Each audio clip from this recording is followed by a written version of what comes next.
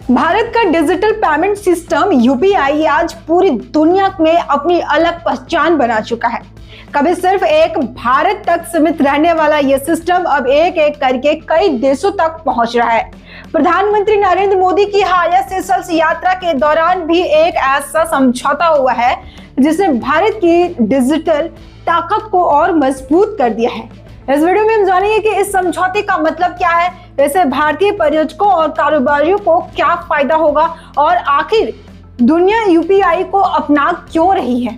प्रधानमंत्री नरेंद्र मोदी की सेशल्स यात्रा सिर्फ एक औपचारिक विदेशी यात्रा नहीं थी, बल्कि दोनों देशों के रिश्तों को और नई ऊंचाई देने वाली यात्रा साबित हुई।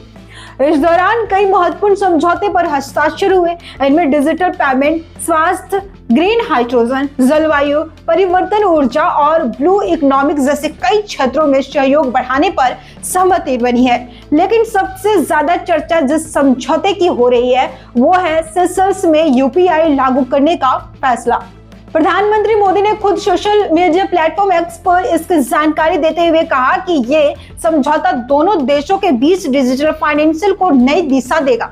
अगर आसान भाषा में समझे तो यूपीआई यानी यूनिफाइड पेमेंट इंटरफेस भारत का एक ऐसा डिजिटल पेमेंट सिस्टम है जिसके जरिए कुछ ही सेकंडों में एक बैंक खाते से दूसरे बैंक खाते में पैसा भेजा जा सकता है। ना कार्ड की जरूरत, ना कोई बैंक डिटेल याद रखने की, बस मोबाइल नंबर या क्यूआर कोड स्कैन कीजिए और पेमेंट हो जाती है। आज भारत में हर महीने अरबों ट्रांजैक्शन यूपीआई के जरिए हो रही है।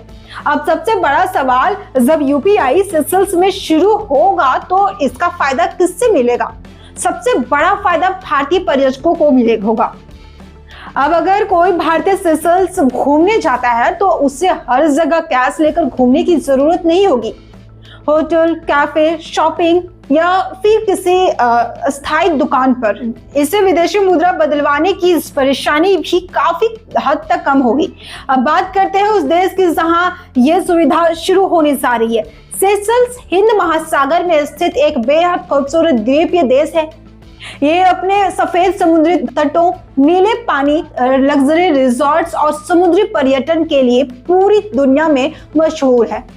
आंकड़ों के मुताबिक करीब 15,000 भारतीय हर साल सेशल्स घूमने जाते हैं। ऐसे में यूपीआई की सुविधा उनके लिए यात्रा को और भी आसान बना देगी। अगर आप भी भविष्य में सेशल्स घूमने का प्लान बना रहे हैं तो आपके लिए ये अच्छी खबर है और भारतीय नागरिकों को सेशल्स जाने के लिए पहले से वीजा लेने की जरूरत नहीं पड़ती है। यानी यहाँ भारतीयों के लिए वीजा फ्री डेस्टिनेशन है। हालांकि वहां पहुंचने के बाद एयरपोर्ट पर विजिटर परमिट लेना जरूरी होता है। भारतीय पर्यटकों के बीच ये देश पहले से ही काफी लोकप्रिय है।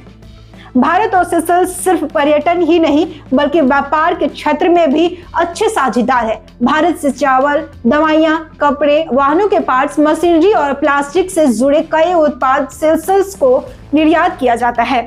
कुल आबादी का लगभग 5% हिस्सा भारतीय मूल्य का माना जाता है। यानी दोनों देशों के रिश्ते सिर्फ सरकारों तक सीमित नहीं है बल्कि लोगों के बीच भी काफी मजबूत है। अब सबसे दिलचस्प सवाल यह है कि क्या सिर्फ सेशल्स में यूपीआई शुरू हुआ है? बिल्कुल नहीं। भारत का यूपीआई लगातार दुनिया के अलग अलग देशों तक पहुंच रहा है। आज भारतीय पर्यटकों सिंगापुर, नेपाल, भूटान, श्रीलंका, संयुक्त अरब अमीरात यानी यूएई, कतर, फ्रांस, कंबोडिया और अब सेशल्स में भी यूपीआई के जरिए मर्चेंट पेमेंट कर सकते हैं। यानी सेशल्स यूपीआई अपनाने वाला 10वां देश बन गया है। यह दिखाते हैं कि भारत का डिजिटल पेमेंट मॉडल पर पूरी दुनिया में तेजी से स्वीकार किया जा रहा है। आखिर ऐसा क्या खास है यूपीआई में? इसकी सबसे बड़ी ताकत है इसकी स्पीड। कुछ ही सेकंडों में पैसा ट्रांसफर। दूसरी बात, इसका खर्च बेहद कम है।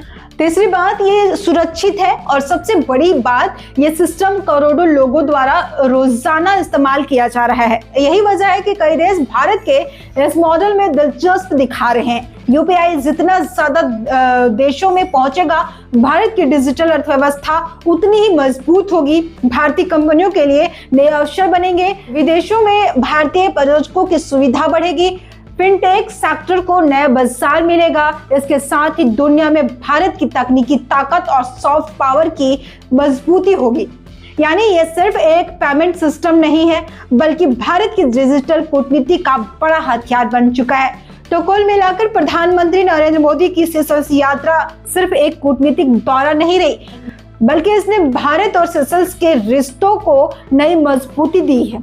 यूपीआई समझौते के बाद भारतीय पर्यटकों के लिए यात्रा और आसान होगी, व्यापार को नई रफ्तार मिलेगी और दुनिया में भारत का डिजिटल पेमेंट सिस्टम की पहुंच एक और देश तक बढ़ जाएगी।